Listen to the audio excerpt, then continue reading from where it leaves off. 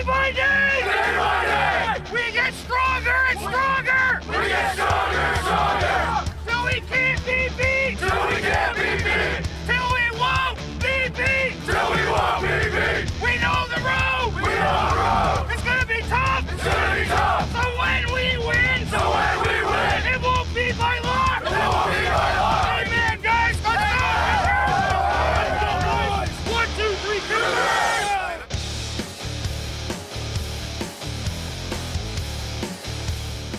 The worst thing you can do, and the people that were on this team for the last 2 years know, is lose by 1 play.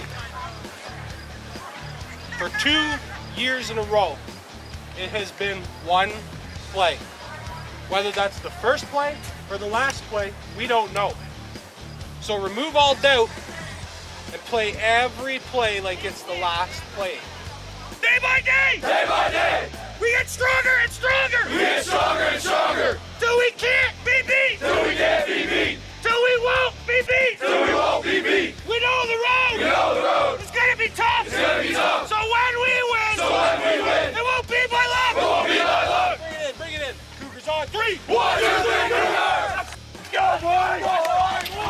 Welcome to Championship Sunday at your TV. Chatham-Kent Cougars. It is the Sault Sabercats in town for the Western Conference Championship. Mike Rennie along with Mike James, Jeff Brooks on the camera. And the Cougars will kick the football away to the Sioux to kick off this football game.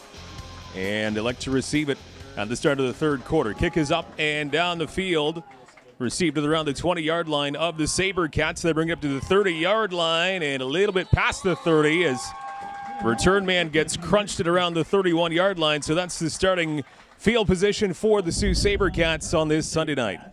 Host of Cougars in on that tackle, including big number 52, who you'd expect his name will call a fair bit tonight. Tanner Horlbeck plays linebacker for the Cougars. Tackling machine, I'd say one of the leaders on that defense of this football club. Now the Sioux offense takes over, and a very potent one it is at that. One of the best offenses in the whole league. Tyler Brecken at quarterback, and we want to watch number 20 as well, Nick Pagnotta. Last time they were here in Chatham-Kent, just running roughshod over the Cougars, so a very potent offense. And 1 for 1 in the air are the Sabercats. A completed pass to the 40-yard line along that far side. And they will pick up about 7 on that play. A flag on that play as well. To wait and see what the call is here. But interesting that they go to the air right off the bat. Wonder if Sioux is kind of preparing for the Cougars. Obviously going to be very focused on number 20, as you mentioned, Mike. He is the ultimate weapon, Nick Pagnotta.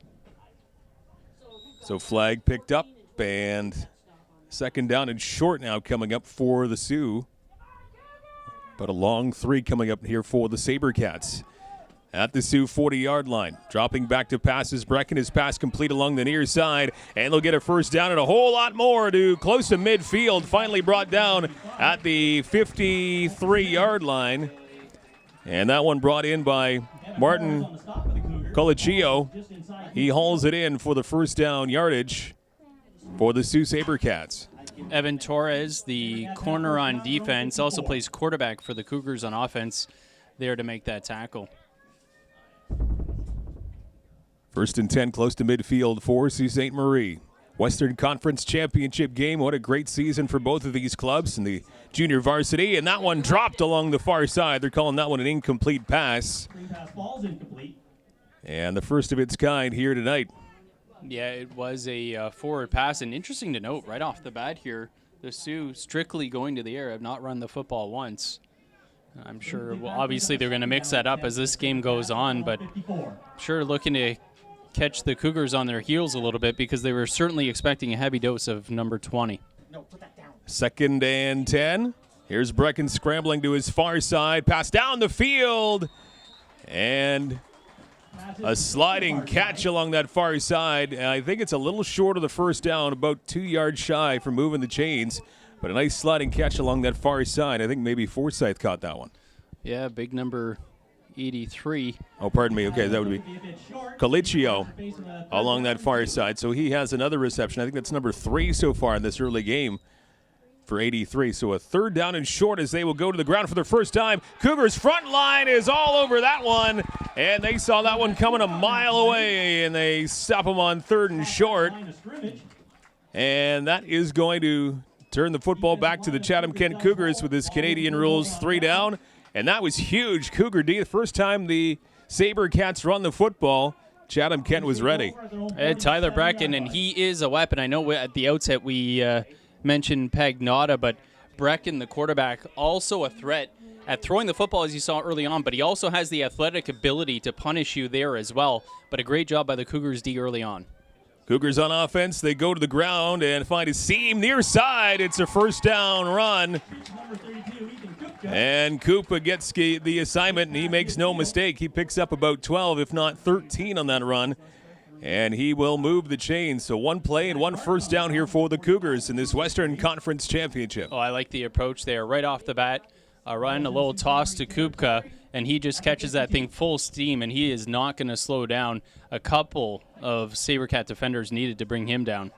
Into Sioux territory. Again, they'll go to the ground. Again, they find a little seam. Kupka once again past the 30-yard line, and he's wrestled down at around the 29. 2 huge runs by Kupka.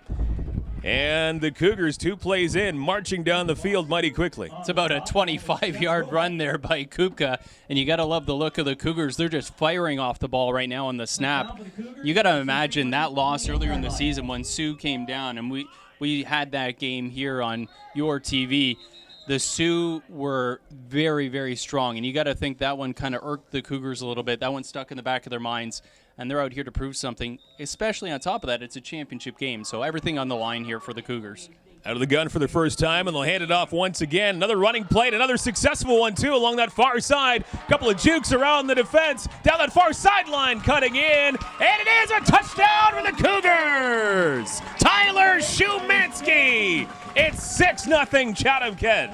Wow, that's the way that you draw it up for the Cougars, the opening drive. Fantastic running. That offensive line doing a great job blowing open holes, and then the running backs taking advantage. That time it's Shumansky just making it look easy for the rumble and score, and the Cougars jump out to the early lead. 3 plays, all on the ground, and they hit pay dirt into the end zone. A 6-0 lead. Shumansky punches it in for the major score. And they're going to try for the extra. Kick is up, and it is through. So a 7-0 Cougar lead. And we've only played 3.5 of this football game, so the Cougars waste no time whatsoever. And a big stop on third down for a defense for the Cougars. They took over, and they had a plan, and they stuck to it, and they made no mistake getting the 7 points. No, you got to love the focus on that opening drive from the Cougars. And, I mean, the part that impressed me the most, I think, was the play of that offensive line. Running backs, they were gaining 6-7 yards before they were even touched. So that tells you a little something about that offensive line, the way that they are firing off that ball and holding their blocks to allow those running backs to just gash the Sioux defense. Phenomenal opening drive, I believe 4 plays to culminate in that score, and the Cougars jump out to the early lead. 2 big runs by Kupka. Shumansky with a touchdown run. 7-0 Chatham-Kent Western Conference Championship. And now the Cougars kick it away. Line drive kick, and that one fumbled just a little bit by the Sioux Sabercats. That might cost them a few yards on this return. They're stopped at around the 30-yard line. And the Cougars, you can just feel the energy coming off the players on really all sides of the football here. Early on in this game, still extremely early, but a good first jump here for Chatham-Kent. Well, I think the true test really for me, for the Cougars defense, is once we start to see the Sioux feed Pagnotta the ball heavily. Number 20, again, the running back. He is just an unbelievable weapon. He can catch the ball out of the backfield, and he is just so elusive. And I think one of the things that the Cougars that we saw in the first matchup between these two squads was their tackling maybe wasn't quite on point. I would expect today in this championship game that you're going to see multiple Cougars rallying to the football to bring him down, because that's what it's going to take. Sabercats back on offense. They go to the air, down that far side, twisting and turning, and a couple of tries there, a couple of bounces off the hands. It falls incomplete as the Sabercats went down that far sideline. 2nd and 10 coming up here for the Sioux, as airing that one out was Brecken. Yeah, the receiver had a beat on it too and just bobbled it, and then bobbled it enough that it gave the Cougars defensive back enough time to recover and drag down the receiver before he had a chance to re-catch that football on the 2nd or 3rd carom. First big deep attempt there by Brecken falls incomplete. 2nd and 10 here for the Sioux. And they fake it to the running back. Now they air it out once again. Near side, wide open was his man at midfield. And again, Colicchio moves in and grabs that football right at midfield. So another deep pass down the field. That time it's complete, and a big first down here for the Sioux. Evan Torres eventually makes the tackle, but not before the big gain, as you mentioned. And that's what having number 20 back there does to you as well. They go with the play action. Well, you're forced to kind of bite because he is such a weapon, and then you get caught flat-footed. They do the same once again as Brecken rolls off to his far side, and he finds his man. Does he hang on? He does. It's another deep drive down the field, down to that far sideline. And another completed pass for Brecken and company. And the Sault Ste. Marie Sabercats trying to answer right back after the Cougars went down the field for a major score. Yeah, that time it's Colton Smithers with the reception. But, boy, the Sioux really getting some success through the air here early on. Both offenses finding their groove early on in this football game. 7-0 Cougars. Here comes the Sioux, and now some trouble for Brecken as he is hauled down. I think that's Schaefer who's going to get the sack on that one. And maybe a little bit of confusion behind the line of scrimmage in the offense for the Sabercats. And the Cougars will certainly take that sack. And that moves the football back substantially now. As you mentioned there, Mike, some confusion in the backfield. Brecken turning to hand it off, and the running back and himself kind of got their paths crossed there, and it results in that sack for Bennett Schaefer. Brecken goes to the air once again this time, and he had his man, but he just dropped it along the near side. That one for Colicchio. And usually the sure hands of the receiver of 83 wasn't able to pull that one in. So another 2nd and long magic here for the Cougars defense. And 3rd and 16 coming up, a personnel change, so they'll boot it away. Yeah, Colicchio certainly would have been short of the first down, but it would have given the Sioux an opportunity, I guess, to at least think it over. But at this point, you got to figure they're going to play some field position and that chess match of trying to pin the Cougars deep. More than halfway through this first quarter, and now this one's whistled down right at the snap. Timeout, Cougars. Oh, it's Cougars taking a timeout, so they'll have a conversation about it. 5:56 to go in this first quarter, so the Cougars defense coming up pretty large when they've needed to, and they're up 7-0, albeit that was helped out by a drop pass there by Colicchio. Yeah, no doubt. But the opening drive, they stopped the Sioux on a key 3rd down with a quarterback keeper.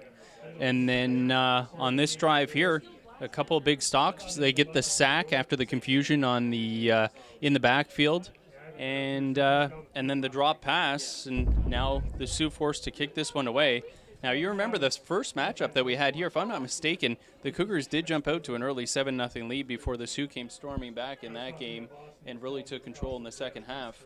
But so far, right now, the Cougars look like a very focused football team. And very confident in their plays, too, on both sides of the football. So once again, 3rd and very long for the Sioux, and they will kick it away. That far corner.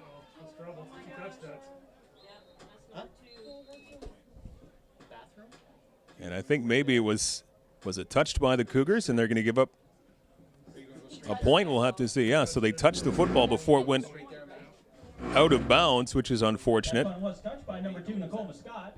Rolls out of bounds on the far side. So we'll see the call along that far side. Hard to see, but it looked like it was touched by that Cougar return man. We'll give the Sault Ste. Marie Sabercats 1 point. Okay, but I gotta be up here. I can't go down. But in terms of field position, as the Cougars will now take over on offense, it will look pretty okay. And the Cougars still have a 6-point lead. It's 7-1 now in this Western Conference Championship, and the winner will punch their ticket to Brantford next weekend, next Saturday it appears. for the regional finals. So that's huge. I mean, the JV unit for the Cougars have just had a phenomenal season. They'd love nothing more than to have that bus ride a couple hours up to Brantford next weekend. Oh, there's absolutely no doubt about it. Really, just a phenomenal, as you mentioned, a phenomenal season. Just the one loss on the year, and that was to this Sioux squad. So I actually think it's a great thing that they're playing the team that they suffered their only loss to. As I mentioned earlier in the broadcast, those types of games will stick in the back of your mind. I mentioned that the Cougars didn't seem to have their best tackling game, if you will. That's going to be something that I'm sure the coaches were focused on, getting prepared for this football game, letting guys know, listen, you got to rally to the football because that number 20 is so dangerous. You're going to need 2-3 hats on him to bring him down. And I just think that that'll help sharpen the focus for the Cougars. The fact that they lost to this team, and then you add to that, it's a championship game. Cougars take over on their own 20, first down.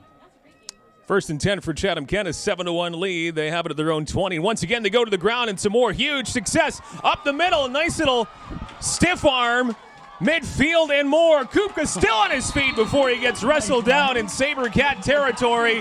Plays to the crowd who shows their appreciation. Kupka's third huge run of the night into Sioux territory. And just like that, it's close to a 40-yard run for Ethan Kupka. That was a phenomenal run. Again, that offensive line is just dominating early on here.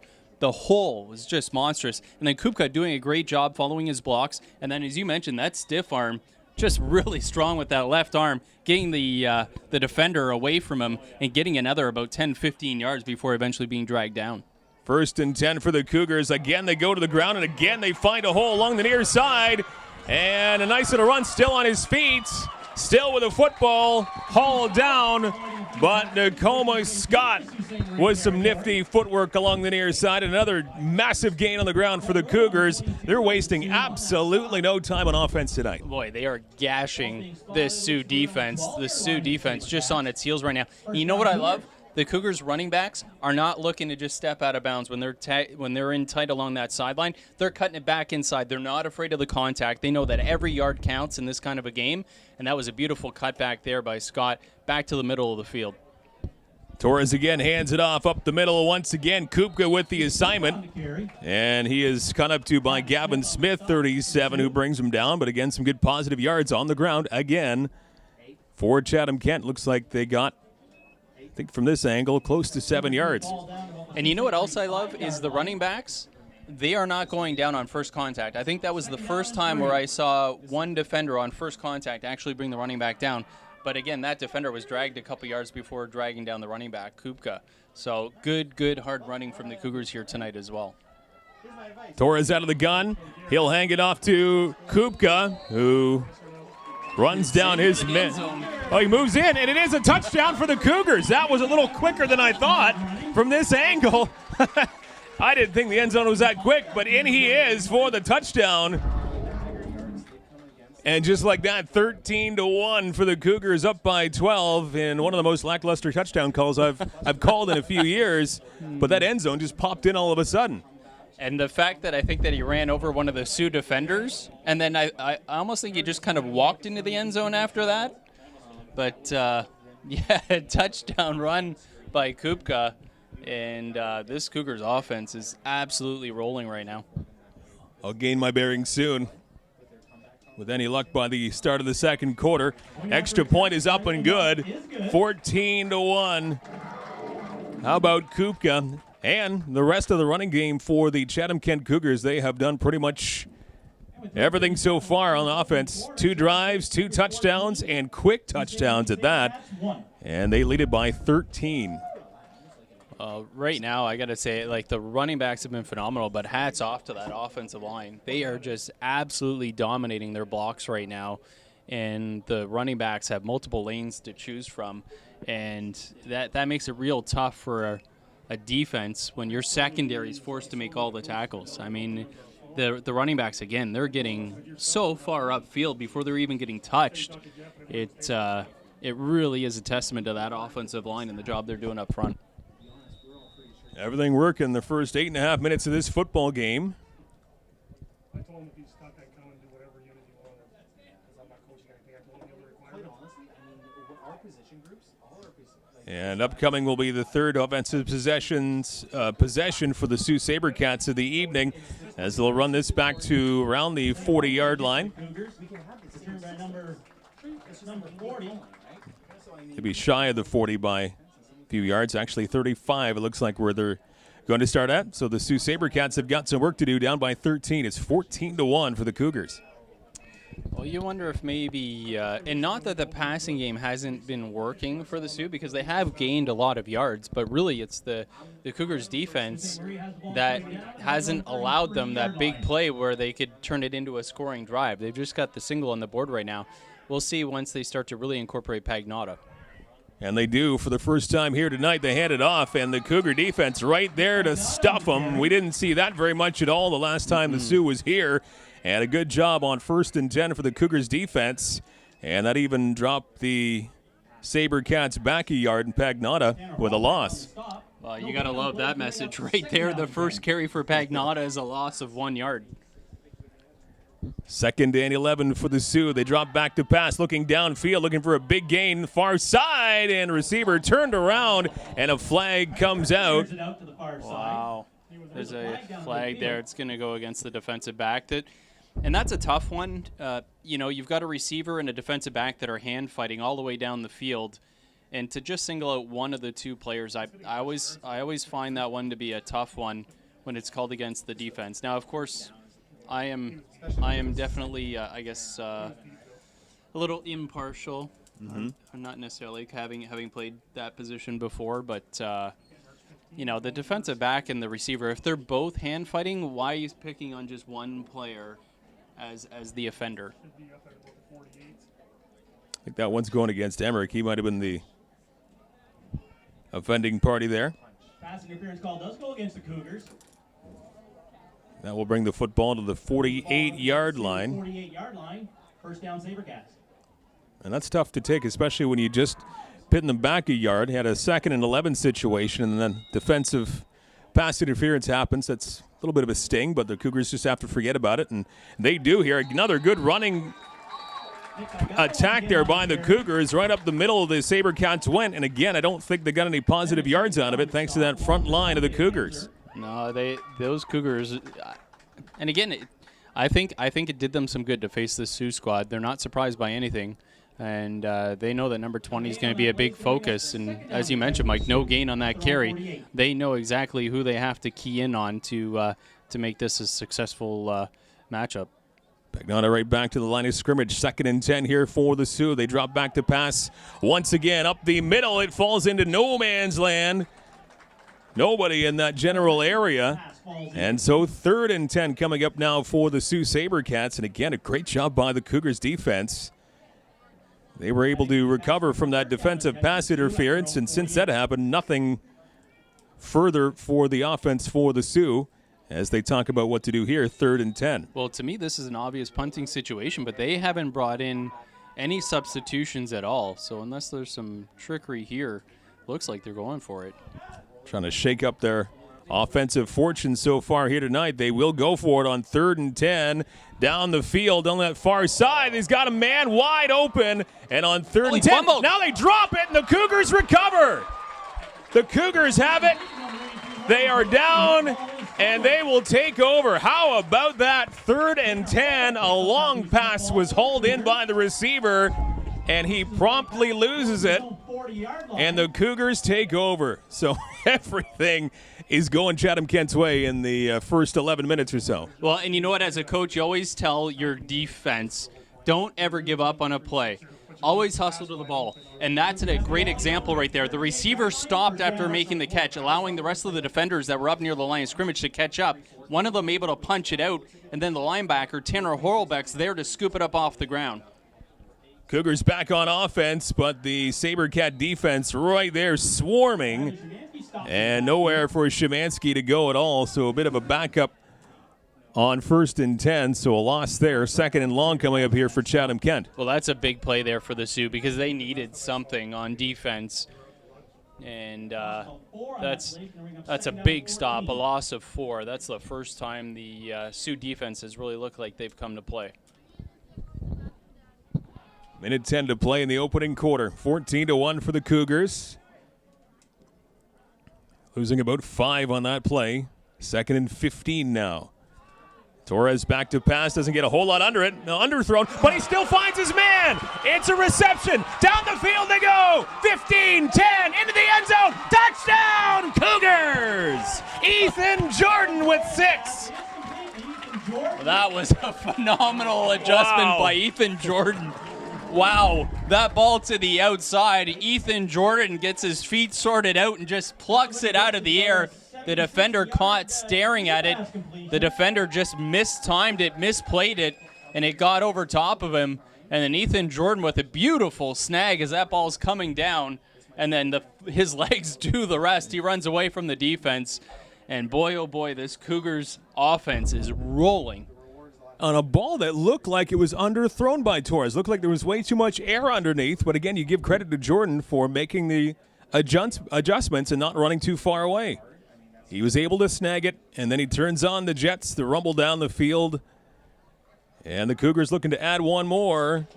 They do. It's now 21-1. Who saw this one coming over the Sault Sabercats in the Western Conference Championship game? And you can't understate how demoralizing that's got to be for the Sioux defense after that big play on first down, the loss of 4 and the run. And then the Cougars come back and they say, okay, that's a good stop by your D right there. Good job. Let's play a little game in the air now because we haven't aired it out yet. It's our first pass, and look how it worked out. We're gonna turn it into a touchdown. And they were that close to getting a huge play on 3rd and 10 to move the chains in a huge way, and they cough it up with that fumble after the catch was made, and it turns into 7 more points for Chatham-Kent. And a 20-point lead as we're under a minute to go in this first quarter. Boy, that was a really nice grab by Ethan Jordan. That ball was on its way down, and he just plucked it. Good, strong hands. Just plucked it out of the air about 2 feet off the ground, I'd say, by the time he made that catch. And just a phenomenal job with the snag. And then again, he just let his legs do the rest of the work. And that was a pretty pass play right there for another touchdown. Well, the Cougars can't let their foot off the gas pedal here, up by 20, and they've had everything working in this first quarter, but you're still dealing with a very talented Sault Ste. Marie Sabercats squad, and still 3/4 of a football game to go here. No, there's no doubt. A team like this and in a game like this, you put your foot on the throat and then you don't let off. Mm-hmm. You know, it's one of those sports sayings. Once you get a team like this down, you can't give them a chance to get back up. And the run back here for the Sabercats past the 40-yard line. And looks like just short of the 45. So regardless, still a good opening possession, field position here for the Sioux. But they've got a lot of work to do, down by 20 and 42 seconds left in this first quarter. So we've seen a little bit of everything on every side of the football here for the Cougars. They go back on defense once again. Brecken, the QB for the Sioux, going back to work in the gun. Looking downfield, and he drops the football. It's still loose. Who's on it? Looks like the Cougars have it again. They're signaling. Let's see. It is the Cougars football again. Another big drop for the Sabercats. This time on 1st and 10, their first play of the drive. They cough it up, and this first quarter is something else for Chatham-Kent. Well, Brecken, he turned. It looked like they had the 4 receivers set out to the near side of the field here where we are up in the booth. Looked like they were going to set up a wide receiver screen on this side. Brecken just dropped the football as he was getting set to throw it out to his receiver. Just fell right out of his hands, and the Cougars do a good job. Johnny on the spot, pick it up, and get possession of this football. Back on offense and back on the ground once again, and that is Kupka right up the gut, and he'll get a few yards. Nothing huge, but a decent first down pickup. Looks like maybe 4 he got on that one. So 2nd and 6 coming up. 4 might be a little optimistic, but 2nd and 6, maybe 7 coming up here for the Cougars, and one more time they'll play the football before the second quarter begins. Yeah, and again, this Sioux squad, as you mentioned, Mike, they're a talented bunch. You want to take advantage of every opportunity that you have. Right now, the Cougars, you'd love to put this into the end zone again and just keep piling on this team and just kind of beat them down throughout the course of this game and not let them see the light of hope whatsoever. Second down and about 6 or 7 here. Little end-around move for the Cougars. Near side, and they get the first down and a whole lot more. Nice job by Nakoma Scott as he gets nudged out of bounds by about 3 Sabercats, but a nice play call there, and Scott, a huge gain. 1st and 10 coming up as we'll start the second quarter for the Cougars. Oh, that's good, patient running. Nakoma Scott, it's funny, you look at him, and he didn't look like he was running hard at all. What he was doing, just surveying the field, checking out where his blockers were, and just kind of taking it patiently up the field, making sure he could maximize the yardage.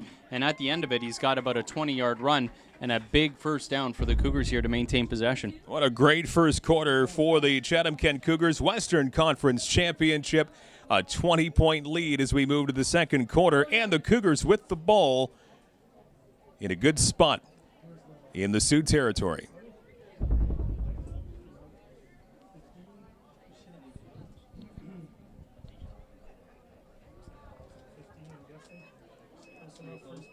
For me.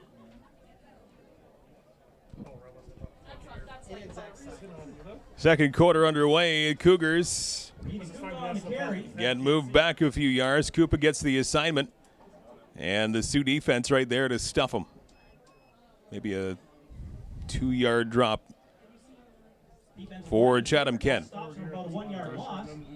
Well, I'm sure the Sioux defense, not that they're not always trying to, but right here they realize how important this is.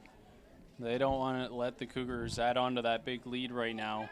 They want to come up with a stop and at least give their offense some kind of momentum. 2nd and 12 from the 15. They hand it off and moving the pile a little bit. Still well short of the first down, but the Cougars getting some good positive yards on 2nd and long. On the carry. Yeah, that's a decent run there by Szymanski.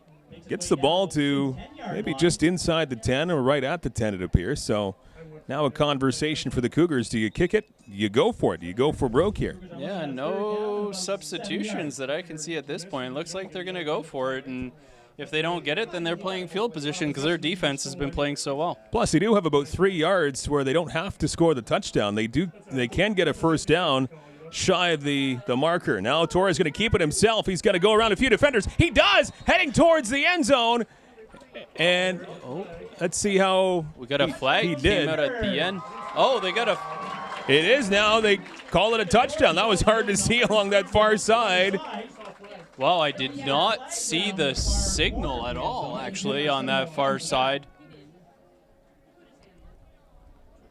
But we did see the flag come out at the end, and looked like Torres was a little bit frustrated at the end. He bounced right back up. Might have been, unnecessary roughness there. So that tells you that Torres felt like he shouldn't have been hit there. He was at a point where he had already scored or out of bounds and then took the shot. But just waiting here as the officials sort this out.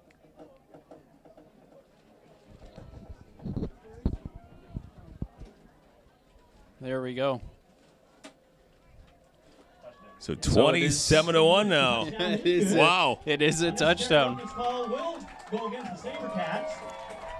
So the penalty against the Sioux, the touchdown stands. 4th touchdown of the night here for Chatham-Kent. They go for the extra point.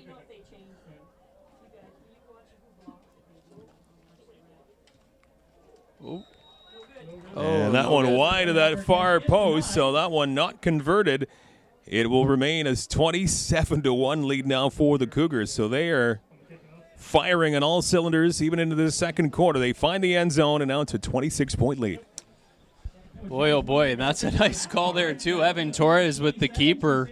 And, you know, you got to love how the coaching staff for the Cougars have just mixed it up. That's the first time we've seen Evan Torres carry the football. And obviously that caught the Sioux defense off guard. I don't think they were expecting Torres to carry that football at all. They were either expecting a pass or he was going to hand it off to somebody. Torres keeps the football. He got a nice block, too, from his running back out of the backfield, and then just followed it into the end zone. And the Cougars, as you mentioned, Mike, clicking on all cylinders right now on offense, and the defense playing phenomenal. Nicely underway in the second quarter, 27-1 for the Cougars. Western Conference Championship, the regional finals happen next week. Game will be in Brantford. The Cougars want to make that bus ride in 6 days.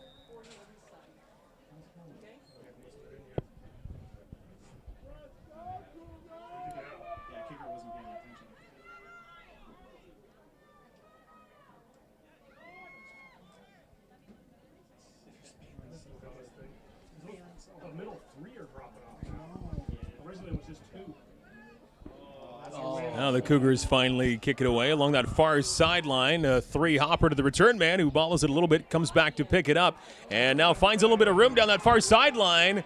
And still on his feet, midfield and more into Cougar territory around the 45-yard line before he's finally ushered out. And a great return for the Sault Sabercats. Down by 26, trying to make anything happen here.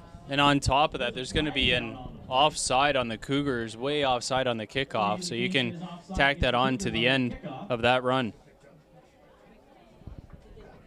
Sabercats will decline that penalty. Or get away up here. First down, Sabercats at the Cougar 44. So at the 44 at Chatham-Kent, excellent starting position here for the Sioux. They need all the help they can get right now, down by a whole pile, 26-point deficit. This time the reception is made, but a good job by the Cougars bringing down the receiver Tristan O'Flynn, and that was behind the line of scrimmage, so it was a completed pass, but looks like they drop about a yard on that play. And that will be back at the 44-yard line, so good job by the D for the Cougars. Yeah, good pursuit there by Bennett Schaefer. This defense is keyed in tonight. Just over 2 into this second quarter. Quarterback now rolling off to his left. He tries to find a man along that far side, missing his defender, and extra yards after the catch. Looks like it's going to move the chains. It's going to be a first down for the Sault Sabercats. Nice job by the receiver down that far sideline to get away from his would-be tackler. And that's a shame. That's the first missed tackle that we've seen, I think, from this Cougars defense, and that's what's going to be so key. You got to tackle well against this Sioux squad or they're going to punish you. Brecken hands off to the running back. Right there are 2 Cougars to bring down big number 20, Pagnotta. Nowhere to go, so after that big pass play by Brecken, they go to that other offensive weapon who didn't see anything there. Pagnotta dropped for a loss. Looked like that was Horlbeck and Elijah Martin in on that tackle, tag teaming to get into the backfield. 3 or 4 yard drop there, so second and close to 14. Rolling off to his right is Brecken, and a huge hit in the backfield. What a play there by Logan Stefina to bring down the quarterback. And this defense coming up large 2 plays in a row. Oh, you got to love that. Great job by Stefina. Brecken going airborne, trying to avoid the tackle, but not going to happen. Stefina, a nice wrap and stick.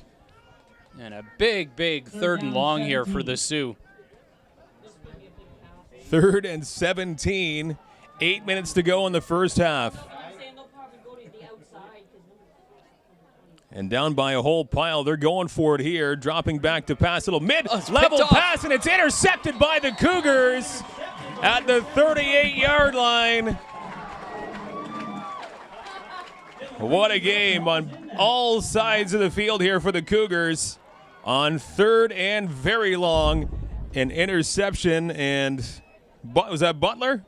Dylan Butler, big 70 with the snag. Looked like they were setting up a middle screen there, but big number 70, Butler, just snagging that one out of the air with those big mitts. Rumbled a couple yards before being dragged to the ground, but boy, the Butler did it that time, didn't he? And the Cougars get the football back. Line of the night, Michael James. The Butler did it. Was that Clue? Yes, that's Clue? Okay, I couldn't remember. Back on offense of the Cougars. 1st and 10, they hand it off. Along that far side, flag comes out. Nakoma Scott on the carry. He'll get close to first down yardage. We'll have to see how that marker will affect it. Nice job weaving his way through the defense there. Nakoma Scott coming across the formation, but usually when you see these, it'll go against the team running the football on a hold. And it looks like that's what this one is going to be. They're marching this one back against the Cougars. So kind of too good to be true that time around on offense for Chatham-Kent. So they marched that one back 10 yards. And this will bring the ball to around the 29-yard line now of Chatham-Kent. Boy, I want to mention the crowd out here again tonight for this championship football game. Phenomenal. Standing room only all along the fence. Great, great job. Community really coming out and enjoying some fantastic football. Wonderful crowd here, both sides of the football. And kudos to the fans driving all the way down from Sault Ste. Marie as the Cougars go on the ground on 1st and forever.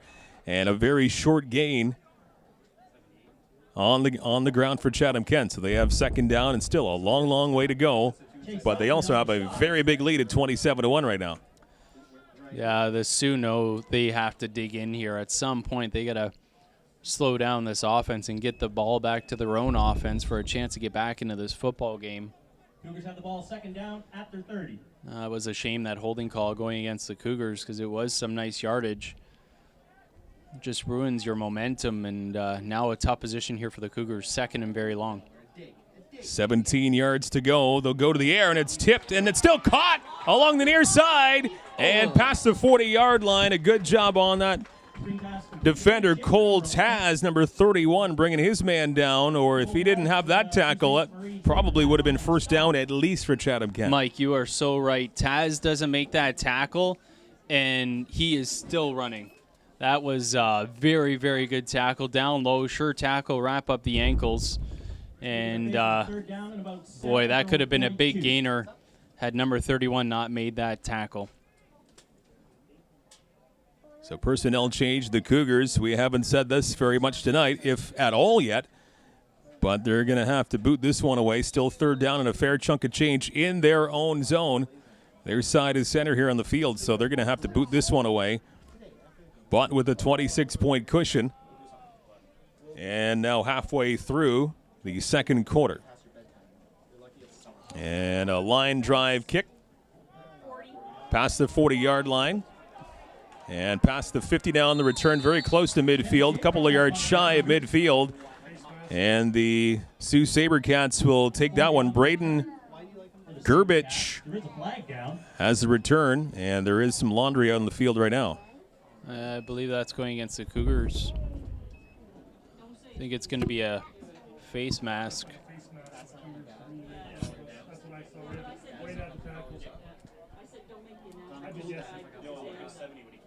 We'll wait for the official call. Well,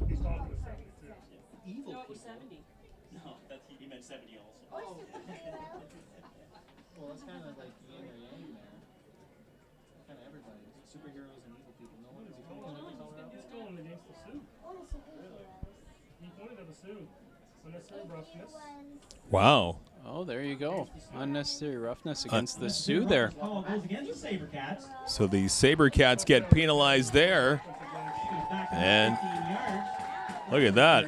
That's a tough one to take for the Sioux here. That is a 15-yard infraction against the Sioux. And a terrible time. So Sabercats do have the football, but they're pinned back a long way. And rolling out to that far side. Down the field, and it's almost intercepted by Evan Torres. He had it.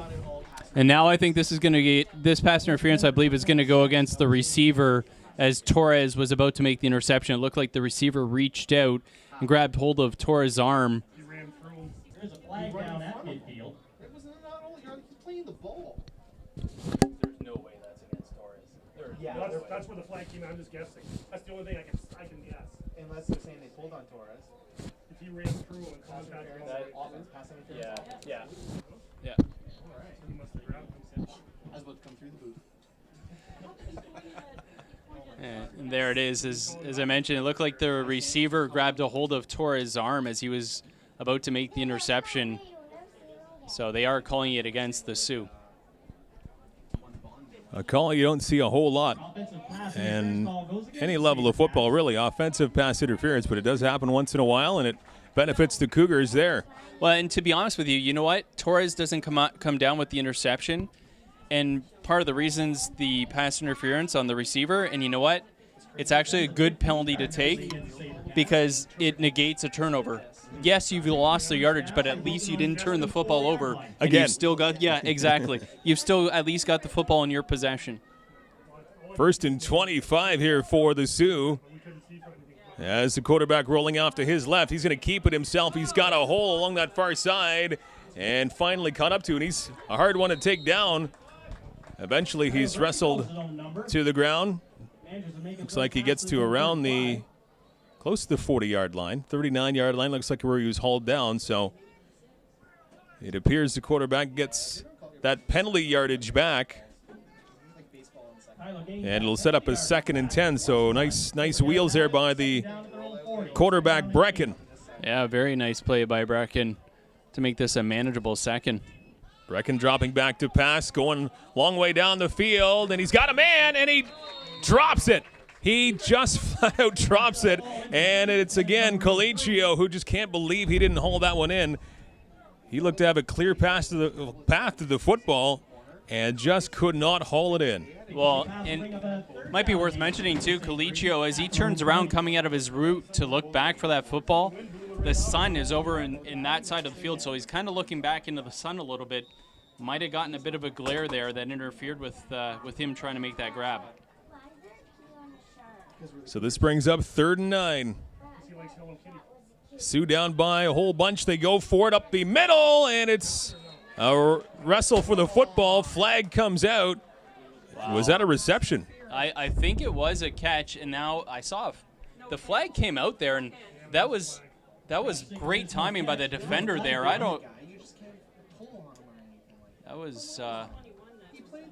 Looked like that was. Wow, that is against the Cougars. That's a tough one because that looked like very good timing there from the defender. It looked like it was Quentin Emmerich. And unfortunately, Emmerich gets flagged there. Pass interference against the Cougars. If he went over top of him, ball moved to midfield. So that one will give the Sault Ste. Marie Sabercats some life in this drive. A fresh set of downs, 4:43 to go in the first half.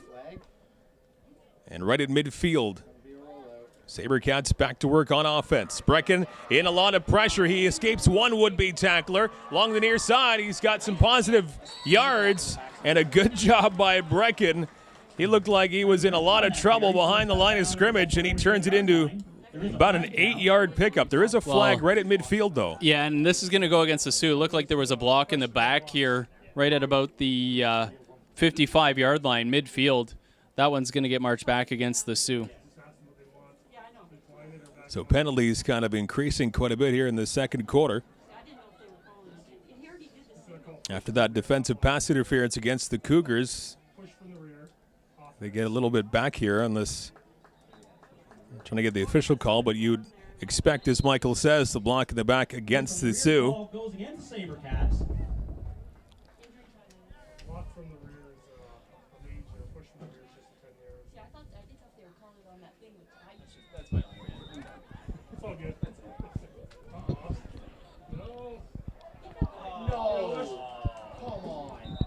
And now a flag comes out before the snap of the football after the injury timeout. He can jump in the zone, but if he breaks the plane is stopped, it's 5 yards. Uh-oh, is that the no going? No, that's someone else actually. That's a first. No, he's right in front of us. Well, he was clearly across.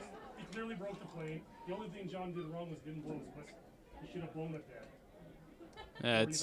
There it is. It's offside on the defense for the Cougars. Cougars moves the ball 5 yards. Now the ball at the 50-yard line. First and 15 now, so that helps out the Sabercats a little bit. Just a shade over 4 minutes to go in the second quarter. They run it right up the gut and past midfield to around the 40, maybe the 47. Martin, number 86 on that stop. Good positive yards up the middle there for the Sioux. And there's Pagnotta with the run. That's the best run of the day so far for him. And boy, oh boy, you got to feel good about that at this point for the Cougars. When you're saying about a 7 or 8 yard scampers is his best run, and you're under 4 minutes from half. But if you're the Cougars, you don't want to wake the beast. Still lots of football to go here. So this is a big second down play here for the Cougar D. They are up by 26, but again, you're dealing with still a very talented Sault Ste. Marie Sabercats team here, and still more than a half of football to go. Second and about 7 is coming up, and another injury.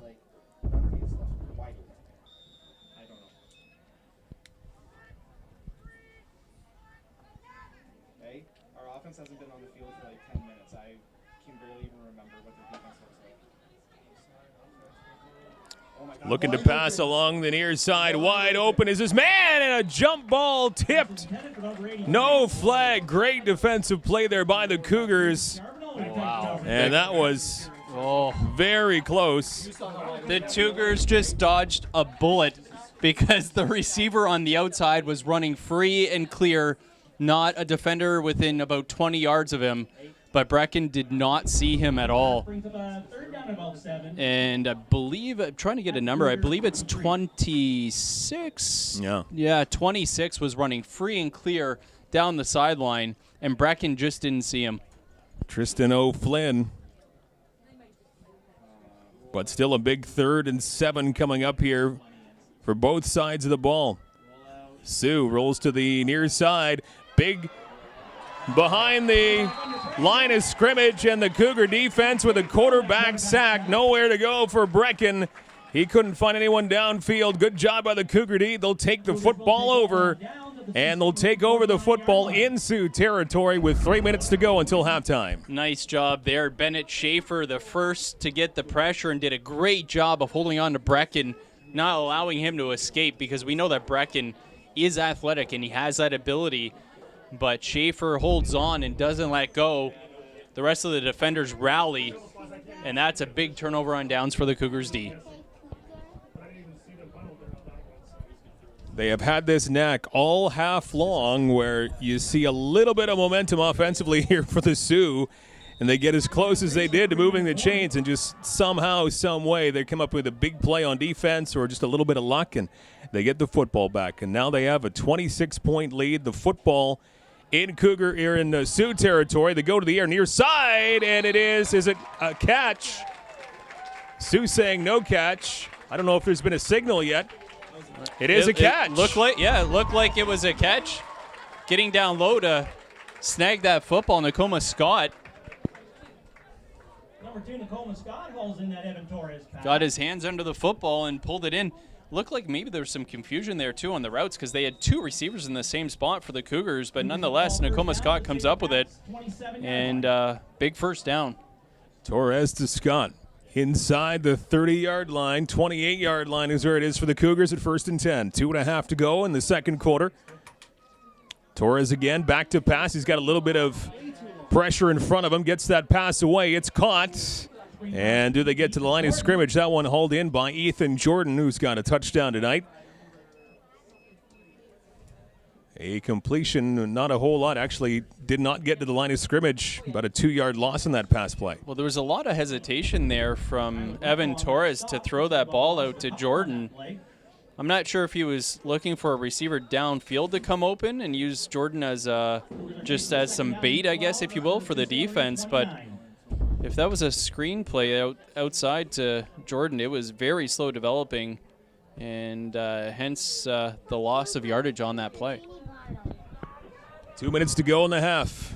Torres back to pass once again. Near side, little wobbling football, and almost picked off along the near side. And almost with that interception, Cole Taz, who's had a couple of big defensive plays so far here in this first half, and that was Almost an INT, but it falls incomplete. Yeah, good job there by the receiver. Nakoma Scott coming back to knock that one down, not allow the interception. Looked like that ball, based on how it flew through the air, looked like maybe it slipped out of Evan Torres' hand a little bit. That bit of a wobbly duck. So big third down and long here for the Cougars, and looks like they're going to line up to go for it. Third and about 13. Little swing pass along that far side, and some good positive yards to move the football as far as they can before they'll hand it over on downs to the Sioux. So the Sabercats will start from their own teens. So something you really can't sneeze at if you're the Cougars in terms of field position. Wow, this one is, I actually, from this angle, I didn't think it was this close, but they're going to bring the sticks out to measure this one up. I thought from this angle he was at least 1.5 yards short, because it looks like they have to get to about the 16 for the first down, safely anyway, 16-yard line, but well, we'll see.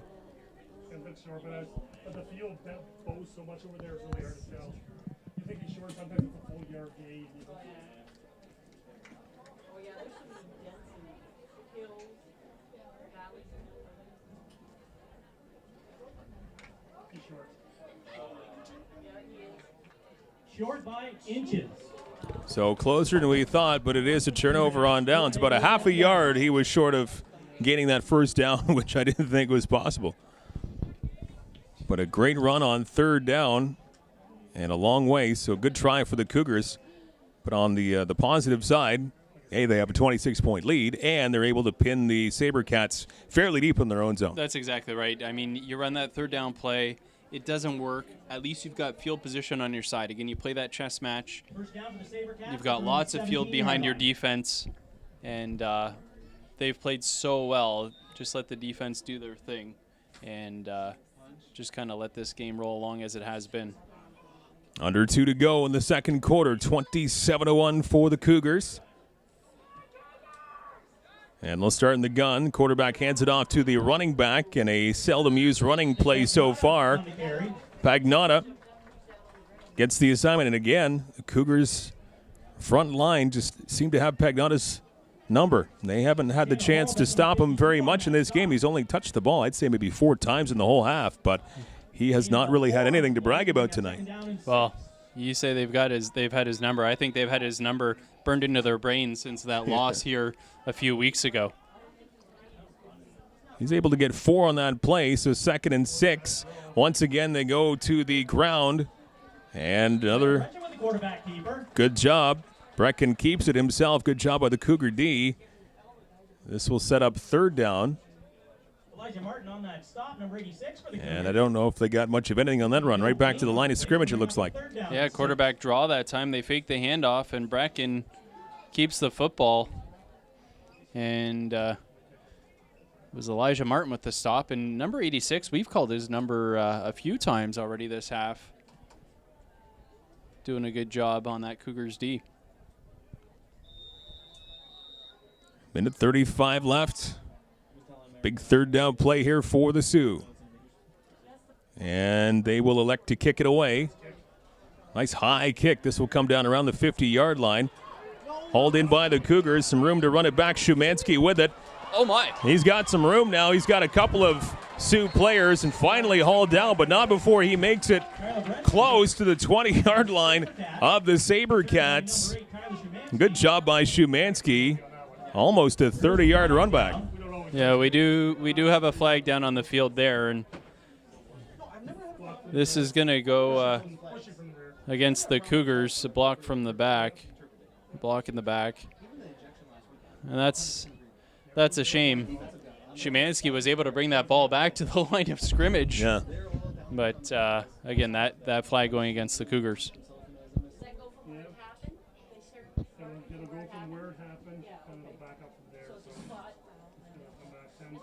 So the football will be where Shumansky fielded that kick, negating that 25-yard plus run back. It'll be a 50-yard starting point in Sabercat territory for the Cougars, up 27-1. And 76 seconds left until halftime. A great first half here for Chatham-Kent. Western Conference Championship. Back to work on offense. Little trick play along the near side here. It's up and it's hauled in by the Sabercats. An interception on their first play of the drive for the Cougars. Cole Taz.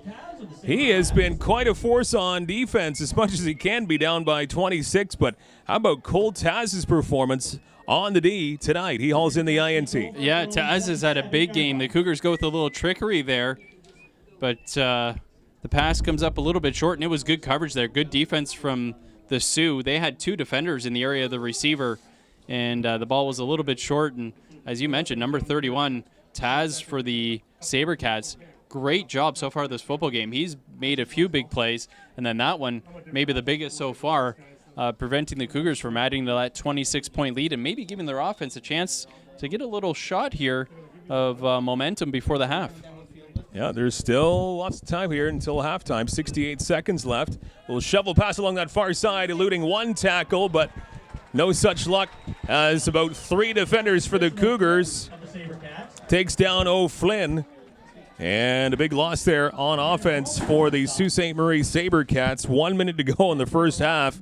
And the Cougars giving up the INT, but they're right back strong on defense first play after that. Well, the Sioux, I think, hoping to catch the Cougars off guard with that handoff to O'Flynn, who you expect the running game to go to Pagnotta, but the Cougars not fooled at all. Great defense here from Chatham-Kent. Second down and a long, long way. They go to the air along that far sideline. It's up and it's intercepted by the Cougars. At the 35. Cougars take it right back, Michael. I think it was Quentin Emmerich that had the pick there. You're right. It is Emmerich. Boy, that's big. The two teams exchanging interceptions, but 44.5 seconds to go here, and the Cougars with the ball in Sioux territory, a chance now to add to that lead again. We go from one end to the next. Maybe the Sioux has some time to put some more points on the board, and then the Cougars take it right back. So let's see what they can do with 44 seconds to go in the half. Little shovel pass along that far side. Here's Kupka. We haven't seen him for a while. Another flag comes flying out at around the 40, close to the 40-yard line. Oh, I was going to say in that area, I figured it was going to be a holding call, but that was against the Sioux. That was that flag. Again, on a run like that, you expect that's going to be a hold, but that came out, and he signaled already that's going against the Sioux. Face mask. Sioux. Hold on, it's not face mask. It's not a face mask. It was a hold, and he declined. It was a hold. No, he just did. No, I know. I saw his back, but I couldn't tell if he was pulling his face or his hand. So a hold against the D, and it's declined. Yeah, because the result of the run, obviously more than the penalty. So the Cougars take the run, and fresh set of downs, 1st and 10 from the Sioux 21. Knocking on the door, 34 seconds left in the second quarter. And is there a timeout coming up here? It looks like the officials are going to huddle here to talk this one over for a moment. Official timeout on the field.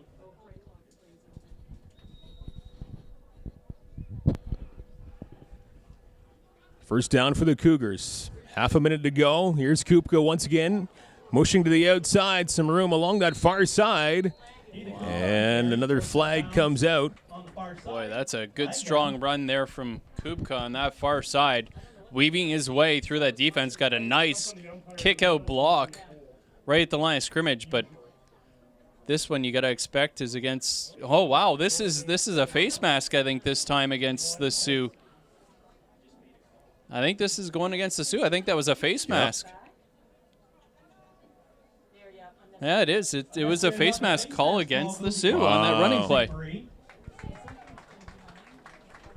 Wow. So now this pins the football very deep into Sabercat territory.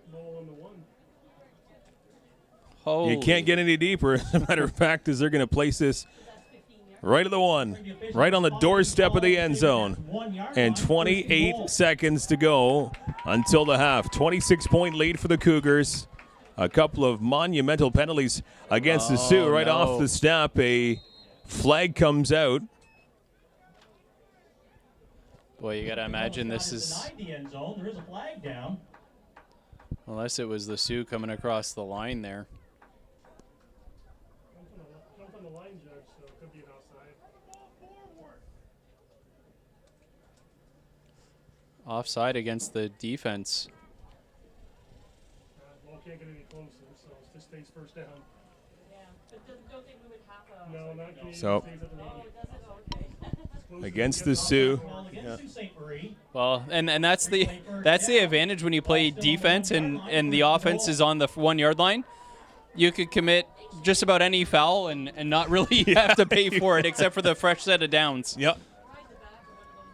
24 seconds to go until halftime. First and goal, right on the doorstep for the Cougars. Kupka going in for the touchdown.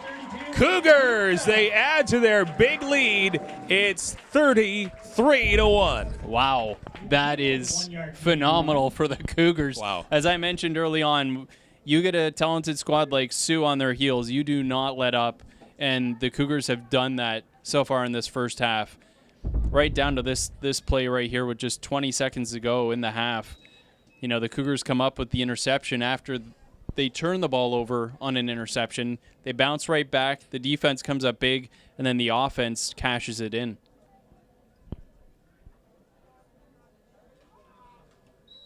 Extra point try. It's good. 4 for 5 on the extra point attempts tonight. 34-1. The Cougars lead 20 seconds to go until the half, and the Cougars also getting the football to begin the third quarter. And I have to say, coming into this football game, I figured the Cougars would come in more focused, certainly, because anytime it's a playoff game, the intensity just ratchets up that much more. But then on top of that, the big loss that they suffered to the Sioux a few weeks ago, and the way that the Sioux just kind of manhandled them in the Cougars defense. I mean, Pagnotta had 5 touchdowns in that football game and had, I'm going to guess, over 300 yards of offense. I mean, it was unreal. And the Cougars were missing tackles left, right, and center, and it was a little bit of a sloppy game. And I had to figure, the defense in this Cougar squad was going to come in with that extra focus and that game in the back of their minds. But I never would have imagined 34-1 at this point in the football game with 20 seconds before half.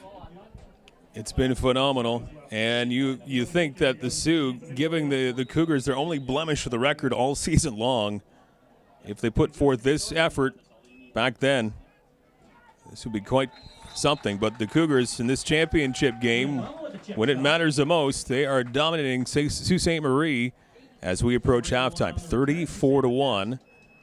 And the Sabercats will have the football close to midfield. Time for couple of plays before the break. We haven't given them the ball. They've thrown to the air. They're gonna, I bet you they just hurl that thing down. Watch him, he's just gonna go. They're going to air it out here on 1st and 10, right up the middle of the field, and jump ball. Wow. It is hauled in. It was 14 Great against catch. 14, and Dylan Forsyth, the receiver, able to outmuscle Charbonneau for a big pickup on 1st and 10. Boy. So there's still time here. Yeah, and that is a really, really nice grab, contested grab there from Forsyth. Very, very impressive catch. Brings the football to the 41-yard line of the Cougars. And now the Sioux will talk this over with the timeout. Off the Sioux timeout, back to work, 41-yard line of the Cougars, 34-1 for Chatham-Kent. Almost halftime of this Western Conference Championship. They look to air it out once again down the field. Another jump ball. It's still up in the air off a tip, and it falls to the turf incomplete. A couple of defenders by the Cougars in the close area there, but it falls to the grass. And 2nd and 10 coming up now with just 4.8 seconds to go until halftime. Good coverage by Torres, but Tyler Szymanski's the safety over top, and he does a great job coming in just as that ball arrives to break that pass up. and have it fall incomplete. They may have gotten banged up a little bit. Things happen. This could be the last play of this first half. Cougar D figures that it's going to be aired out once again. Quarterback now actually is going to keep it himself. He's got some room along that far side. And still with that football past the 30-yard line, he's hauled down. And that's going to do it for the first half. So the first half ends on that run from the quarterback bracket. And the Western Conference Championship has one half of football to go. The first half, all Chatham-Kent. Cougars up, Michael, 34-1. It's unreal. I mean, the credit to the Cougars. They came out focused right from the get-go. You could see it, the way that they were firing off the football on the snap on offense. The blocking up front was phenomenal. The Hogs just laying the groundwork for those running backs. Like we mentioned early on, the running backs weren't getting touched 7-8 yards into that Sioux defense before anybody was even getting a hand on them. And just the Cougars. And as soon as the Sioux made a big play on defense on the run, the very next play, the Cougars come back and they throw a touchdown pass, and it was like over a 50-yard touchdown pass. Just a phenomenal performance. And then the defense, it's kind of a bit of a bend, don't break defense, right? We, like you mentioned earlier in the broadcast, you see the Sioux, they get a little bit of momentum, and then next thing you know, just as it looks like they maybe got something going, the defense comes up with a big play. So on both sides of the football, the Cougars have been phenomenal, and you really can't draw it up much better than you have so far this first half. Key for the Cougars now, and I'm sure this is what the coaching staff is saying to them, you can't let up come the second half, because as easy as you can score 34 in the first, the second half, another team can come right back and put that on you. So last thing you want to have is something like that happen. Keep the big plays to a minimum, and don't take your foot off the gas. One half of football to go until the winner will have a bus ride to Brantford next weekend for the regional championship game. But the Western Conference Championship certainly looking very good for Chatham-Kent so far. 33-point lead at 34-1. We'll be back with third quarter action in a little bit. It's Cougars football on your TV.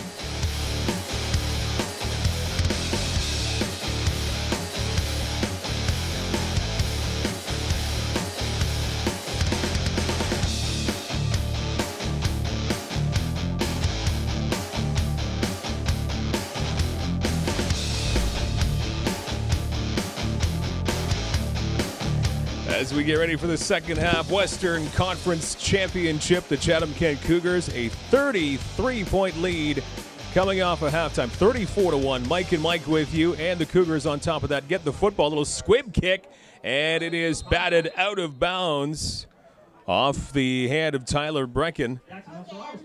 And that grab for the football not working out for the Sault Sabercats. The Cougars now will have the football to start the second half in very good field position and a very big lead. Yeah, the ball hadn't even traveled 10 yards as required. Never got checked. It's at the 53. First down, Chatham at the 53. Kickoff did not go the required 10 yards. So the Cougars will have the football in Sioux territory, trying to keep their foot on the gas pedal here and move on to Brantford next week. They will play, if they win tonight, the winner will play the Scarborough Thunder, who are the Eastern Conference champions. So the championship game in Brantford next weekend, and that was a close one. Scarborough, third seed going into the playoffs. They beat Etobicoke, who was the second seed. By 1 point, 16-15. Good close matchup on that one. Now good job on the ground for the Cougars, right up the gut to close to the 45-yard line. Kupka once again with the assignment, and there's a flag down here too. This might be going against Chatham-Kent, but Kupka doing a very, very good job on the ground tonight. Yeah, Kupka is going to have to start charging for rides because he took that defender for about a 5-yard jaunt.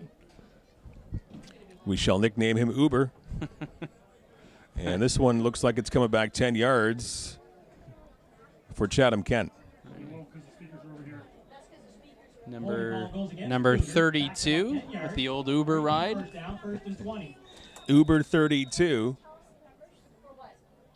So holding against the Cougars negates that run from Kupka, and it will bring the football back past the 50-yard line back into Cougar territory. First and 20 now. Kupka will get the assignment once again, trying to move his way to the outside. He does. He's got some room down that far sideline, past the 45. And he says, no matter with a first and 20, I'll get most of that back. And he's only a couple of yards shy, maybe even just 1 yard shy of moving the chain. So at least an 18-yard pickup on the ground for Kupka. Boy, that was a nice rumble there by Kupka. On that stop. As you said, about 18 yards on that carry, and boy, he just did a nice job. He saw there was nowhere to run up inside, bounced it outside, and for his size, he's got some pretty good speed. He gets to the edge and then turns it upfield before he's finally dragged down. Second and short for the Cougars. They go to the ground. The Sioux's ready for them, and Kupka once again is going to get dropped by at least a yard back to the 45-yard line. So nowhere to go at all for Kupka. Good job on the D for the Sault Sabercats. And this will set up a third and close to 3 for Chatham-Kent. So they'll have a conversation here, but it doesn't look like they're going to have any personnel change unless I'm wrong here. No, it looks like the Cougars are going to go for it. Good penetration that time from the Sioux, getting into the backfield. About 2 or 3 defenders there, and not really much of a shot for Kupka. So the Cougars going for it. Third down and short. Quarterback will keep it, and he gets away from one would-be defender trying to turn that corner, but he will not do it. He gets forced out at the 48-yard line, so that's where the Sault Ste. Marie Sabercats will take over close to midfield after they hold the Cougars for a short possession of the football to start off the second half. So third quarter, still a 33-point lead for Chatham-Kent, but it was a good stance for the D for the Sioux. Yeah, that was a win for the defense right there. I mean, there's no doubt the coaching staff for the Sioux told them, listen, you're going to have to make a whole bunch of good plays. You're going to have a lot of wins and on individual efforts in order to have a chance the second half. And right there, that was a win for that Sioux D. Visitors go back to offense, rolling off to his right, and a pass that will fall incomplete along that far side from Tyler Brecken. And second and 10 coming up now for the Sioux, again inside their 50-yard line. Oh, good penetration there from Bennett Schaefer, who gets a shot in on Brecken just after he released that football. Rather intense heat and humidity from the day, starting to cool off a little bit as the sun goes down. And Brecken back to pass once again. A little bit of pressure on him. Passes up, and the pass falls on the turf, incomplete once again. So this will again bring up third down and 10 for the Sault Sabercats. But down by 33, you don't have a lot of options. And you know what? When you talk about not having a lot of options, you really have got to put the ball in the air. And the Cougars defense is well aware of that because of the score. So they're just teeing off, knowing that it's likely going to be a passing play. That time they get a penetration from Tanner Horlbeck, and Brecken just doesn't have the time to pinpoint his receivers. Big third down and 10 here for the Sioux.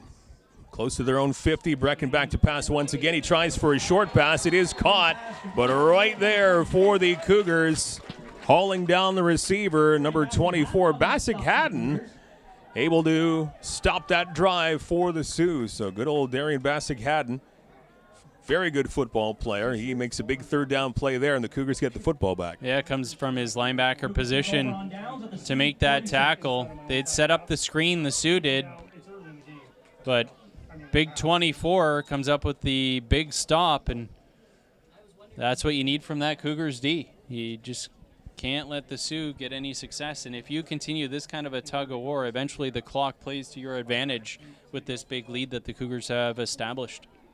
Back on offense goes Chatham-Kent. Here's Torres rolling off to his left. Time running out. He gets the football away, and a reception along that far side. Looks to move the chains, and it will. That's a first down pass for the Cougars. Nice job there. Roll out pass to Nakoma Scott. Beautifully placed right between the numbers. Nice job by Torres right over the outstretched hand of the defender and just hit Scott right in the chest. And then Scott able to turn it upfield and get a couple extra yards after contact.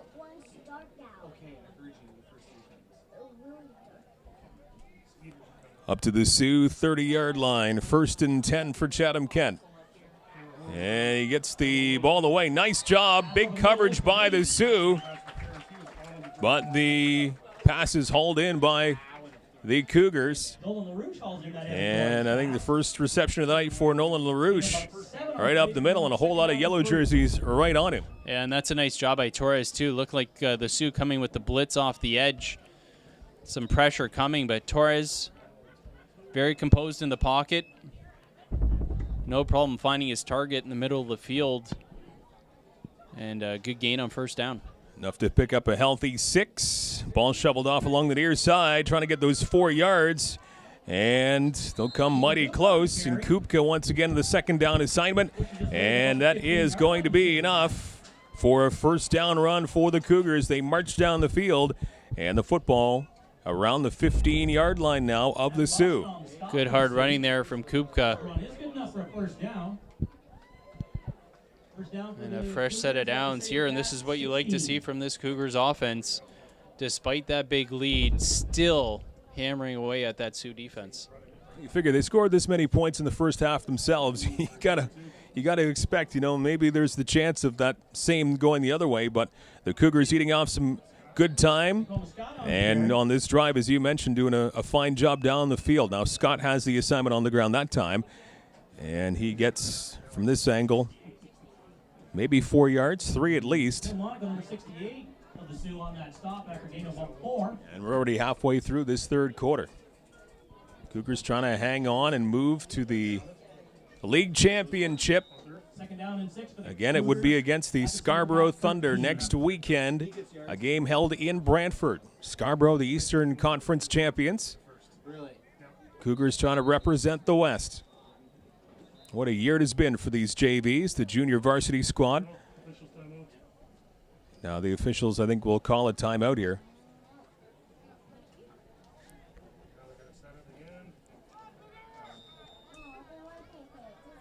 Clock back in motion.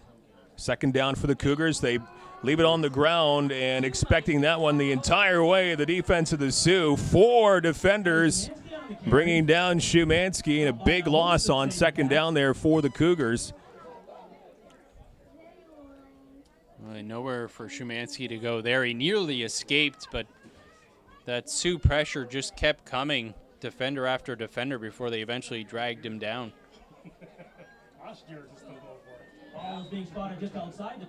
33-point lead, so you expect them just to run a play here and get as deep into the territory as they can before handing the ball over. Or, best case scenario, they move the chains or get 6. Yeah, that's right. Yep, I have covered every scenario with that one statement. That's correct. Oh, and now we've got a timeout by the Cougars here. 5:24 to go in the third quarter. This Western Conference Championship, 34-1 for the Chatham-Kent Cougars over the Sault Ste. Marie Sabercats.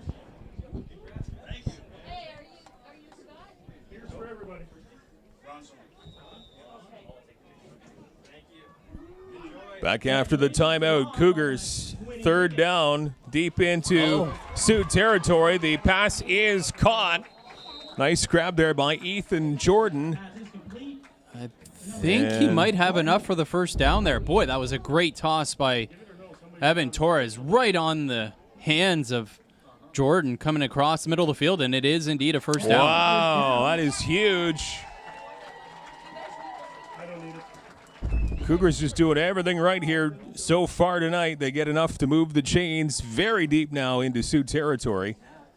And Evan Torres doing a good job pumping up the crowd after maybe from this angle the fans weren't completely convinced it was a first down. It was a pinpoint pass by Torres. That's fantastic football right there. Great execution right on the hands of Jordan. And then Jordan able to get those yards after the catch. First and goal from the 6. Torres up the middle. Does he have a man? Oh, what a grab and a touchdown! What a leaping grab in the end zone.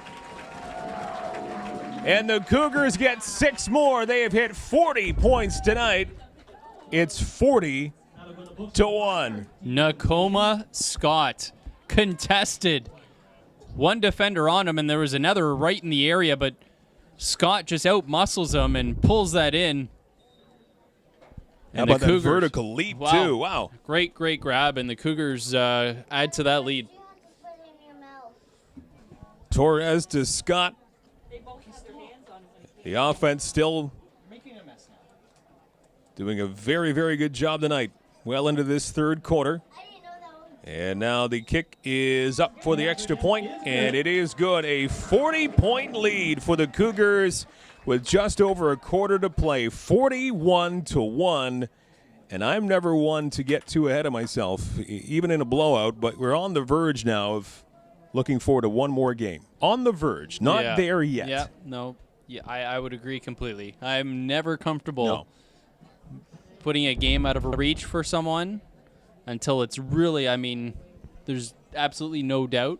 There's 4:36 left in the third. If it was Yeah. 4:36 left in the final quarter. Sure, then I would have no issue. Right. But I agree with you. We're not calling getting this yet. pretty close to this this being cemented. But that was huge. A big third down conversion for the Cougars, and then they make it count with that possession. And, you know, you score, you get that score, and it adds that level of demoralization for that Sioux squad. You know, it just makes it sink in a little bit more, puts that doubt a little bit greater in that team that they're not going to be able to come back. And that's what you want to do. You don't want to give them any hope whatsoever. And, you know, you've got this championship game, and then you've got another one next weekend just on the line here, and you know how much is at stake. Again, the Eastern Conference champions out of Scarborough, the Scarborough Thunder beating Etobicoke to win the East. So it would be Scarborough versus the winner of this game next weekend for the provincial championship. A line drive kick by the Cougars, fielded and held on to around the 38-yard line. And that's where the Sabercats will take over. 4.5 to go in this third quarter. But make no mistake, the Cougar fans in attendance tonight, they have been they've been entertained, and they've seen quite a performance by their boys tonight. Phenomenal so far. You can't say enough about all aspects of this football squad. The coaching staff obviously has done a great job getting this team prepared for this game, and they have really, I mean, just done a phenomenal job. Sabercats keep it on the ground as they're back with the football. Not a whole lot there. O'Flynn with the assignment. 41-1. What a great season by the junior varsity squad of the Cougars. Again, the only blemish on the win-loss was against these same Sabercats earlier in the summer. And whatever they talked about after that game and in preparation of this tilt in the championship, man, oh man, whatever the coaching staff was able to say, it's resonated. On the ground once again, and once again the front line of the Cougars D there to meet the challenge. Big hit right up the middle. And now some tempers flaring after that hit. Well, obviously the Sioux is not happy. There's no doubt frustration setting in, but boy, that was a nice stick by Tanner Horlbeck. You could hear that one up here. That was beauty, and then the rest of the defense rallied to finish it off. I don't think the Sioux enjoyed the finishing off aspect of that tackle, but that's the game of football, and obviously they're not happy with how this game has played out so far. 3rd and 9 here for the Sioux. They will air it out down that far line, and it's going to be caught. Wow, how that isn't a push-off from the wide receiver, but 2 arms extended. We all know that's got to be one of those ones where the score plays into the flag not being thrown because the wide receivers, both of his arms were fully extended to get some space there, and no flag. Sabercats at the Cougar 53. Fresh set of downs for the Sioux, now in Cougar territory at the 53.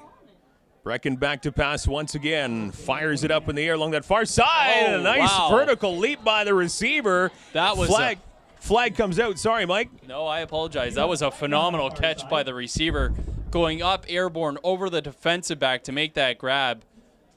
That was a phenomenal catch. That one I'll give to the receiver any day of the week. I mean, he elevated up over the defensive back and just snagged it just as the DB was waiting for that ball to come down. Nope, they're saying It is a completed the pass. flag was against Chatham. Because guess what? They played the ball. Yeah, They made a play on the ball. no, apparently the flag is against the Cougars. Cougars intercepted, didn't they? Even though he had. It's oh, First down, Cougars. I'm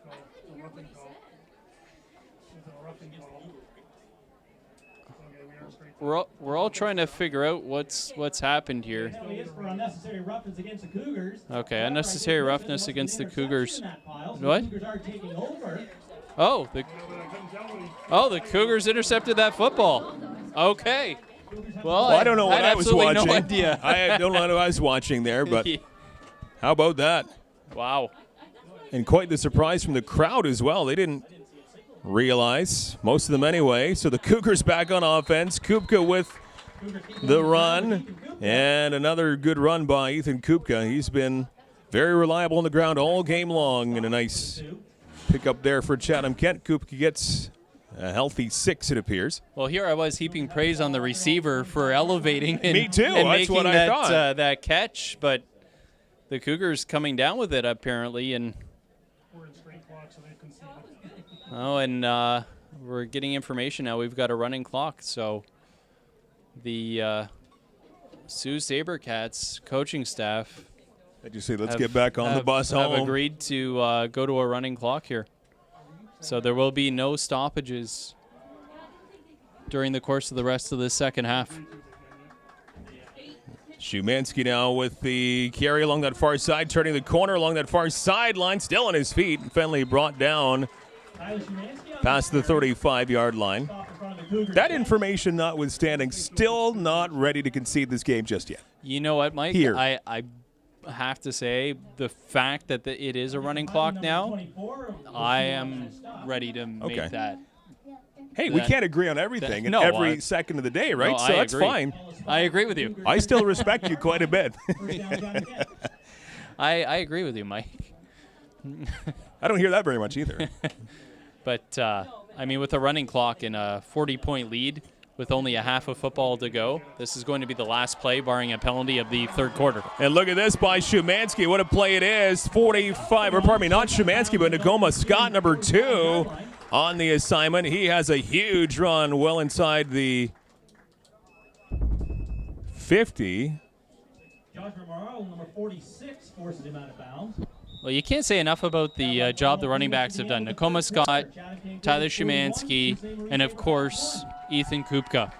And then that when you're praising the running backs, you're also praising that offensive line and even the receivers too, because they've got a block on their end as well. The blocking has been phenomenal in this football game, and the running backs have just absolutely had a field day, and it's been a lot of fun to watch. Yeah, if you were a Cougar fan, this has been tremendous.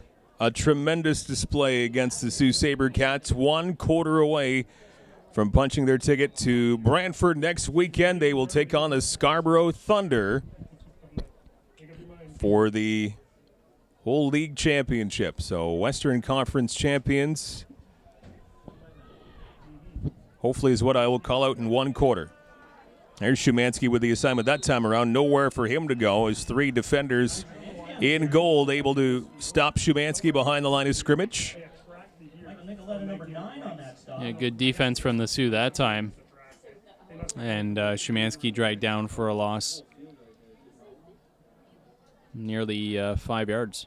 Loss of about 4 on the play, bring up second down and 14 for the Cougars. Yeah, Just inside the Sabercats. it's always 50. really bad here, I find. And this will be a fast-moving 4th quarter if you just missed it. We're under a running clock now. 40-point lead by the Cougars. Western Conference Championship. And they have just been rolling on both sides of the football since the very start of this game back at 7 p.m. Almost 2 hours ago.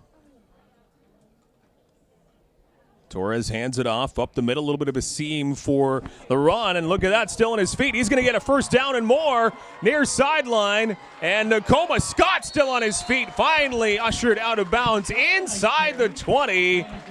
What a run by Nakoma Scott, as he has had a great second half on the ground for the Cougars. Boy, that's about a 34-yard run from Nakoma Scott, and as you mentioned there, Mike, he has had himself a football game, hasn't he? Number 2 has been a beast.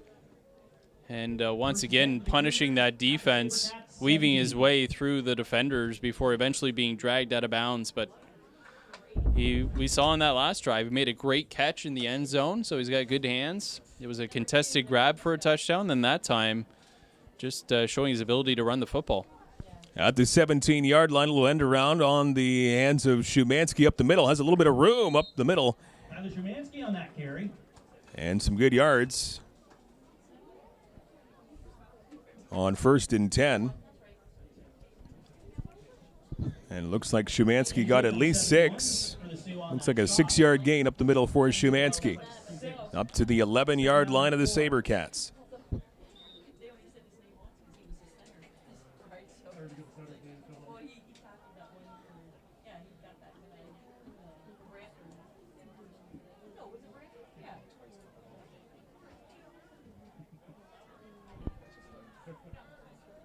In the gun, it's Torres. He'll hand it up to Shumansky once again. He is able to elude somehow one tackle, but the Pile able to stop his second effort. So 3rd down and relatively short now. Deep in Sabercat territory. 9 minutes even to go in this football game.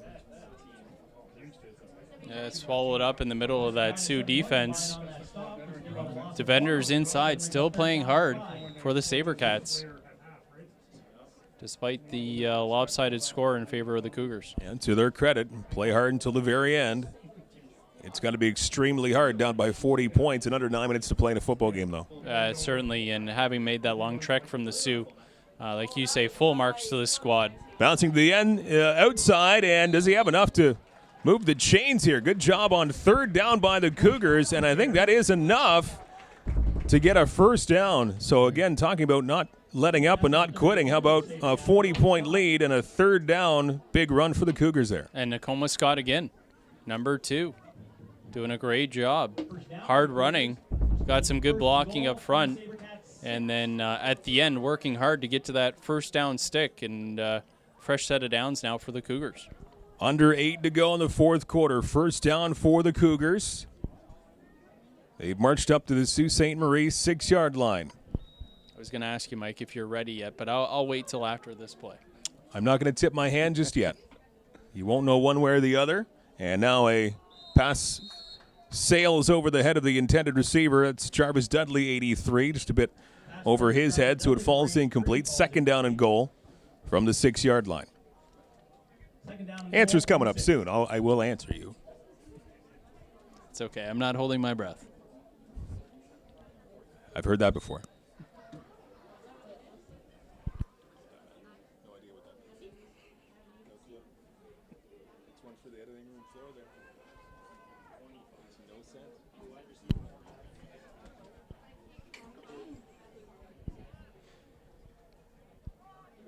From the 6-yard line, Cougars trying to push their way to the end zone once again. It is a touchdown for Chatham-Kent. 6 more points. 47-1. The Cougars lead with under 7 minutes to go. That one well-deserved for Nakoma Scott, who did a great job on that drive. Yeoman's effort eventually resulting in that score. And number 2 has come up big in this football game. With that Nakoma Scott run for the big score, I will now declare the Cougars Western Conference champions. Moving on to the Brantford game next weekend as they look to get one more on the board. And it's now 48-1 for the Cougars. Now just 6:55 away from officially being Western Conference champions. And they will take on the Scarborough Thunder for the league championship. Again, a game played in Brantford next weekend. We figure it's going to be Saturday at some point. Chatham-Kent against Scarborough. Turns out Cupid's 22. Mike, you guys need the light on yet?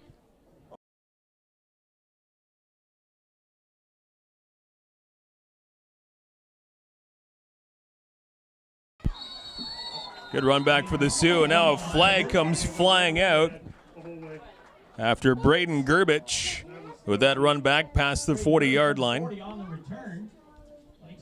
And this figures to go against the Cougars here. And I have a tough time with that one because the return man's still in bounds as he's being tackled, and the tackle then carries out of bounds, and then the flag called. But that's a flag, unfortunately.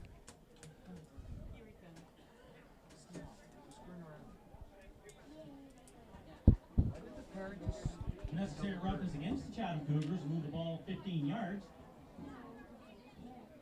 Sault Ste. Marie has it at the Cougar 48-yard line. Lord, he's literally using 5 different signals over there. Now he flew away, made the hourglass signal, and paddled the canoe.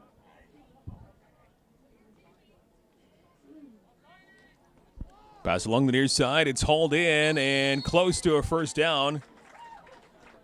Dylan Forsyth with the reception around the 40-yard line is where he was ushered out. And that is going to be close to a first down, about a yard shy.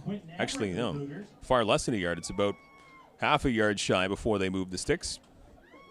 Good tackling there from Hurlbeck and Emmerich, teaming up to make a nice tackle. Ball is at the Cougar 38. I think the canoe's motion. Yeah, canoe's in motion. Chicken wings. Pitch off to that far side. Cougars trying to wrap up the running back behind the line of scrimmage, and they do. Nowhere for O'Flynn to go as he gets bounced back close to 5 yards, it seems, from this angle. So a good stop on second down. That's now a third coming up. Sorry, Mike. O'Flynn flattened behind the line of scrimmage. That Cougars defense just continues to show its strength. Played a great game here at the athletic complex. 4:25 to go in the fourth quarter. Maroons will be Maroons. I was that close. I was that close to getting through a game without mixing. That close to not mixing up the sports. Cougars almost Western Conference champions. We can declare that. Probably declare that now. 4 minutes to go in the fourth quarter. And the Cougars moving on to the city of Brantford next weekend for the league championship. And again, it will be the Scarborough Thunder, who are champions of the East. Yeah, the Super Bowl, if you will. Yes, the league Super Bowl. And again, congratulations to the Scarborough Thunder. They were third seed, so they knocked off the first couple of teams in the Eastern Conference, third seed after the regular season, and they got past Etobicoke in the Eastern Conference final. That was a close one, though, 16-15. So great year for the Thunder of Scarborough, and they will be the Cougars' opponents next weekend. It's going to be a great one. How about the Chatham-Kent Cougars JV Club, the junior varsity's Western Conference champions? Boy, those Scarborough parents and friends and family aren't going to have any nails to bite on next weekend. I mean, 1 point win, yeah, 1 point victory. That is unreal. You could only imagine the emotions in that one.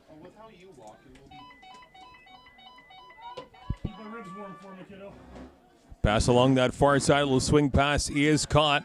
Now the receiver comes across the field trying to get some open field near side, and it almost worked. Nice job by the Cougars to catch up to the receiver Forsyth, who ran a long, long way from east to west. A very modest gain by doing that before he was wrapped up. Good pursuit there by Emmerich to make the tackle eventually, but you gotta love those plays where the ball carrier ends up running about 40 yards in a play, and it's a result of a 1-yard loss. Yeah, I said a modest gain. It went back the other way, dropped a yard. I can't see the sheet anymore. We have reached the 3-minute warning. 2.5 to go.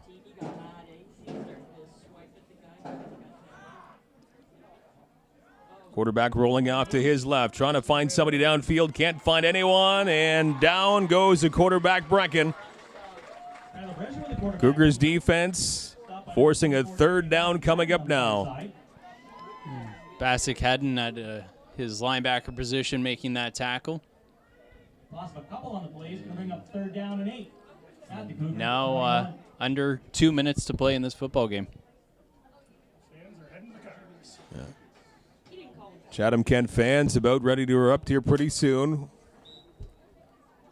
They will be Western Conference champions, and a date with Scarborough next weekend. Sioux keeps it on the ground, and a big hit after a modest gain, if that, only a small gain. But that is really kind of a moot point because it's going to turn over the football back to the Cougars, a turnover on downs. And it looks like the Cougars are just going to run out this clock with the football and a trip to Brantford to take on Scarborough next weekend. Boy, oh boy, what a great season it's been for these junior varsity Cougars. And you got to love looking out here and seeing all these fans that have come out to support this squad. What a great season it's been for the JVs. And boy, oh boy, that's going to be so exciting for them next weekend to face Scarborough for the championship. These kids have just got to be so excited to know that they get a chance at the title. You know, not often do you get to play for the ultimate, championship in a league, and they're going to have that opportunity. So, nice part is they can kind of relish that at this point with this big lead under a minute to play, and there you can see the excitement starting on the field right now. And they have conceded this one. The Cougars of Chatham-Kent are Western Conference champions. A huge win for the Cougars, 41-1 over the Sault Ste. Marie Sabercats. And the Cougars are Western Conference champions. And we'll move on to take on the Scarborough Thunder next weekend for the whole shooting match. What an amazing season, as you mentioned. What a great way for these kids to go out and just perform so well. The only team that they suffered a loss to in the regular season, they get a chance at redemption in this championship here, and then they take that victory to go to the ultimate championship for the league. And boy, that's going to be a lot of fun next week. The party is just beginning here for the Cougar fans as the handshakes are going on at midfield. But the Cougars have to have all the confidence in the world for next weekend, because the only blemish, as we've talked about, the only blemish of their record came in the hands of these Sault Sabercats. And right from the outset of this game here, the Cougars said, we're not going to let that happen again. No, they did I can't speak enough about the coaching job that was done by this staff, getting this team prepared. They were so focused. When you talk about the storylines coming into this one, number 20, Pagnotta, for the Sioux was going to be the focus, right? Had 5 touchdowns against this Cougar squad the last time these two teams met. This game, he did not have a run of more than 7 yards, and the Cougars defense just absolutely dominated this football game. And then the offense on their side of things, they took control as well. So just an all-out fantastic performance, and it's going to pay off now with a trip to the championship. The Chatham-Kent Cougars are Western Conference champions, moving on to the ultimate championship game of the league again next weekend in Brantford. And their opponents will be the Scarborough Thunder. So on behalf of all of us, Jeff Brooks in the camera, Michael James, my name is Mike Renier, Western Conference champion, Chatham-Kent Cougars with the junior varsity. We'll talk to you again soon. Chatham-Kent Cougars on your TV.